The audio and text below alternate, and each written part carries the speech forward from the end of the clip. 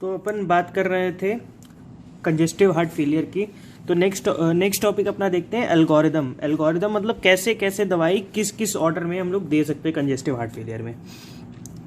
तो जैसा कि आपको बताया था, कंजेस्टिव हार्ट फेलियर में दो तरह के होते हैं, एक लेफ्ट हार्ट फेलियर, एक right heart failure. Left heart failure में pulmonary congestion, right heart failure में सिस्टमिक कंजेशन। और डायग्नोसिस ऑफ जो कंजेस्टिव हार्ट फेलियर है उसको कैसे कंफर्म करेंगे? Assess if there is any fluid retention. Fluid retention यहाँ पे मतलब इडीमा, हमेशा इडीमा के लिए चेक करेंगे। जैसे कि राइट हार्ट फेलियर में हो गया तो कंजेस्टिव हिपैटोमेगैली हो गया। कंजेस्टिव मतलब भर जाना फ्लूइड का, हिपैटोमेगैली। और लेफ्ट हार्ट फेलियर में तुम आपका पल्मोनरी एडीमा हो जाएगा, ठीक है ना, पल्मोनरी कंजेशन, ठीक है ना। अपन बात करते हैं लेफ्ट हार्ट फेलियर की ठीक है ना, कि इसको कैसे हम लोग देखेंगे, मेडिसिन के लिए थोड़ा सा इंपॉर्टेंट है। Left heart failure on auscultation देखेंगे। अगर ऑस्कल्टेशन पे क्रेपिटेशंस आ रही हैं, क्रेपिटेशंस प्रेजेंट हैं, तो पल्मोनरी कंजेशन है। वो समझ में आता है कि अगर ऑस्कल्टेशन करेंगे इससे तो उसका उंगली से तो क्रेपिटेशंस आएंगी, ठीक है ना, ठीक है ना। अगर ऑस्कल्टेशन करते हैं तो क्रेपिटेशंस आएगी, इसको क्या कहते हैं अपन, पल्मोनरी कंजेशन कंफर्म हो जाएगा। और राइट हार्ट फेलियर में अपन क्या करेंगे, जेवीपी देखेंगे, हिपैटोमेगैली देखेंगे, पीडल एडीमा देख लेंगे, तो हमारा क्या पता चल जाएगा, सिस्टमिक कंजेशन, ठीक है ना। तो मेन एल्गोरिदम में सबसे पहला जो ड्रग आती है वो है डायरेटिक्स। डायरेटिक्स क्या करती हैं कि फ्लूइड रिटेंशन को कम करती हैं। दो तरह की बताई थी, एक लूप डायरेटिक्स, एक थायजाइड लाइक डायरेटिक्स, ठीक है। लूप डायरेटिक्स कहाँ काम करती थी, कंजेस्टिव हार्ट फेलियर में, बहुत बढ़िया। और थायजाइड कहाँ काम करती थी, हाइपरटेंशन में, बहुत बढ़िया, ठीक है ना। कौन ज़्यादा स्ट्रॉन्ग थी, लूप डायरेटिक्स, ठीक है ना, ये चीज़ याद रखिएगा।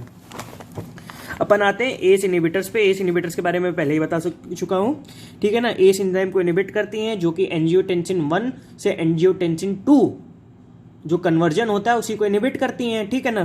तो ये काम इसका एस इनहिबिटर रोक देता है। एस इनहिबिटर का एक और काम है कि ब्रेडिकाइनिन की मेटाबॉलिज्म रोक देता है। ब्रेडिकाइनिन का लेवल बढ़ जाता है तो इससे क्या इसके साइड इफेक्ट है, कफ और एंजियोएडीमा, ठीक है ना। इफ नो फ्लूइड रिटेंशन करवाएगा। अगर यहाँ पे डायरेटिक्स तब देते हैं जब फ्लूइड रिटेंशन हो, ठीक है ना। अब एस इनहिबिटर कब देंगे, जब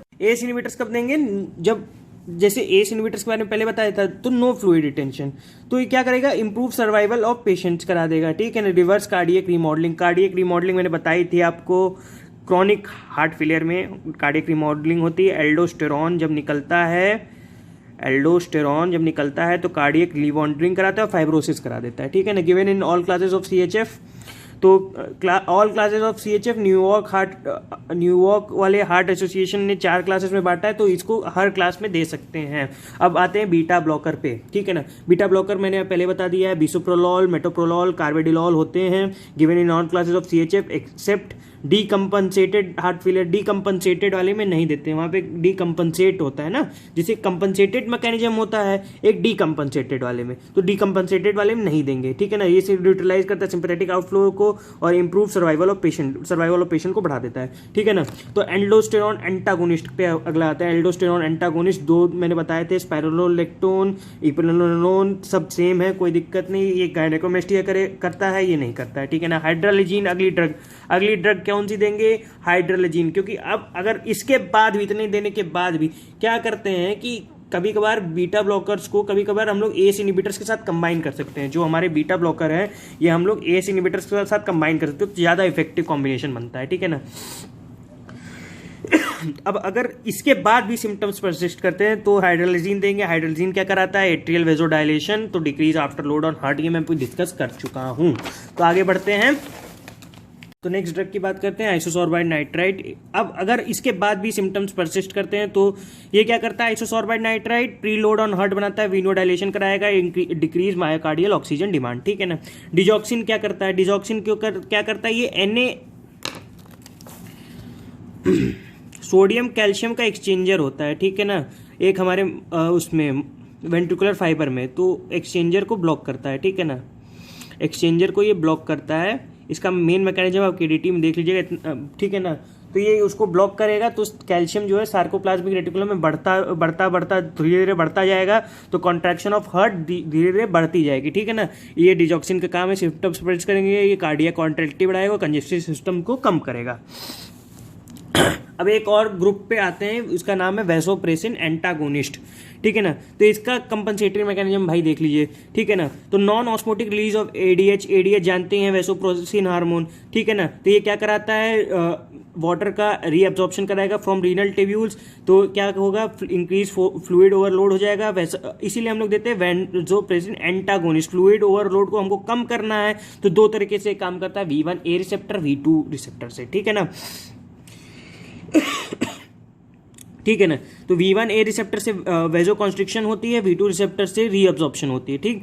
तो V1A रिसेप्टर से अगर मैं वेजो कॉन्स्ट्रिक्शन कराता हूं तो आफ्टर लोड जो है बढ़ जाता है हमारा, ठीक। और रीअब्जॉर्प्शन ऑफ H2O हो जाता है एंटागोनिस्ट से, तो फ्लूइड ओवरलोड बढ़ जाता है V2 रिसेप्टर के कारण, ठीक है ना।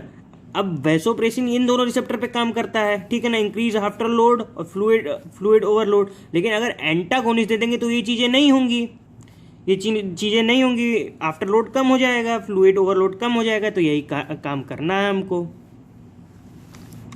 ठीक है ना। तो वैसोप्रेसिन का यही काम है।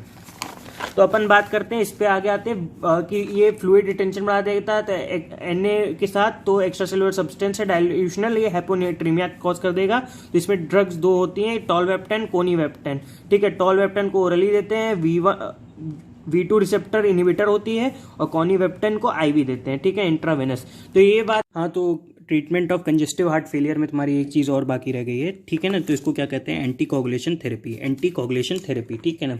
तो ये कहाँ इंडिकेट होती है, इंडिकेटेड इन पेशेंट्स विद थ्रोम्बोइम्बोलिज्म, जहाँ जिन पेशेंट में थ्रोम्बोइम्बोलिज्म, इम्बोलिज्म मतलब समझते हैं कहीं और का मटेरियल कहीं और जाके डिपॉजिट हो जाता है और उसके कारण थ्रोम्बोसिस हो जाता है, थ्रोम्बोसिस हो जाता है, उसी को क्या कहते हैं, थ्रोम्बोइम्बोलिज्म, ठीक है ना। तो रिस्क ऑफ डेवलपमेंट ऑफ थ्रोम्बोइम्बोलिज्म, क्या रिस्क हो सकता है, रिस्क कैसे हो सकता है, ठीक है ना। रिस्क ऑफ डेवलपमेंट ऑफ थ्रोम्बोइम्बोलिज्म, तो ठीक है, तो क्या हो सकता है, तो आपका क्या क्या हो सकता है, आर्टेरियल फिब्रिलेशन हो गया, ठीक है ना। क्या हो गया आपका, आर्टेरियल फिब्रिलेशन हो गया। वेल्वुलर हार्ट डिजीज हो सकते हैं, क्या हो सकते हैं, वेल्वुलर हार्ट डिजीज हो सकता है। और क्या हो सकता है, डॉक्यूमेंटेड लेफ्ट वेंट्रिकुलर थ्रोम्बस हो गया, ठीक है ना। ये सब मोस्टली चीज़ें आप अपनी मेडिसिन की क्लासेस में ज़्यादा पढ़ेंगे, ठीक है ना। कहाँ पढ़ेंगे, मेडिसिन में पढ़ेंगे, ठीक है ना। Documented left ventricular thrombus, valvular heart disease, arterial fibrillation. Arterial fibrillation मतलब आर्ट्रियम जो है फिब्रिलेट करने गया, पूरा कॉन्ट्रैक्शन नहीं दे रहा है, हल्का हल्का, तो इसी को कहते हैं आर्टेरियल फिब्रिलेशन, ठीक। और वेरी लो इजेक्शन फ्रैक्शन, यहाँ जब बहुत कम इजेक्शन फ्रैक्शन हो, ठीक है ना। तो एंटीकोगुलेशन थेरेपी के बारे में बात कर लेते हैं, ठीक है। एंटीकोगुलेशन थेरेपी, तो यहाँ पे क्या दे सकते हैं, कन्वेंशनल हिपैरिन दे सकते हैं, अनफ्रैक्शनेटेड हिपैरिन दे सकते हैं। हिपैरिन जानते हैं एंटीकोगुलेंट होता है, ठीक है। तो एक उसका कन्वेंशनल दे सकते हैं या अनफ्रैक्शनेटेड दे सकते हैं। लो मॉलिकुलर वेट हिपैरिन भी दे सकते हैं। ये सब आप एंटीकोगुलेंट्स में पढ़ेंगे ज़्यादातर, ठीक है। तो यहाँ पे मैं बस बता दे रहा हूँ, वहाँ पे मैं डिस्कस करूंगा क्या है, ठीक है ना। ओरल एंटीकोगुलेंट्स दे सकते हैं, ठीक है ना। ओरल एंटीकोगुलेंट्स में आपके क्या क्या हो गए, विटामिन के एंटागोनिस्ट, ठीक है ना, विटामिन के एंटागोनिस्ट ओरल एंटीकोगुलेंट्स हो गए ना, ठीक है ना। तो आगे बात करते हैं, ओरल एंटीकोगुलेंट्स हो गए, ठीक। अब हाँ, और इसके अलावा हो सकते हैं आपके डायरेक्ट थ्रोम्बिन इनहिबिटर, क्या हो सकते हैं, डायरेक्ट थ्रोम्बिन इनहिबिटर। तो ये न्यू ओरल ड्रग है,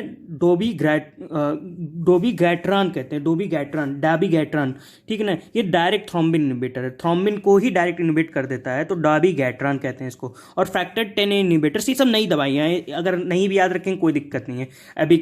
एपिक्साबैन कह सकते हैं या रिवारोक्साबैन कह सकते हैं, ठीक है ना। रिवारोक्साबैन या एपिक्साबैन फैक्टर 10A इनहिबिटर होते हैं, ठीक। अब लास्ट क्या होता है इसमें, omega 3 poly unsaturated fatty acids भी दे सकते हैं, ठीक है ना। तो ये दो क्लासेस में दी जा सकती हैं, या तो क्लास 2 या तो class 4, used in NYHA class 2 to NYHA class 4, यहाँ पे क्लास 2 क्लास 3 क्लास 4, ठीक है ना, ऑफ CHF। और इसमें क्या करते हैं, डिक्रीज मोर्टेलिटी, ये मोर्टेलिटी को डिक्रीज कर देती है और डिक्रीज कर देती है cardiovascular hospitalization with congestive heart failure. ये मोर्टेलिटी डिक्रीज करेगी, ठीक है ना। पहली चीज तो मोर्टेलिटी डिक्रीज करेगी, और पेशेंट जो है कार्डियोवैस्कुलर हॉस्पिटलाइजेशन उसकी ना हो विथ कंजेस्टिव हार्ट फेलियर, तो ये भी उसकी कम करेगी। तो ये था आपका कंजेस्टिव हार्ट फेलियर। कुछ चीज़ें ना समझ में आए तो पूछ लेगा, थोड़ा सा ये डिफिकल्ट टॉपिक है ना, तो कुछ अगर ना समझ में आए तो कमेंट में पूछ लीजिएगा, ठीक है, बाय।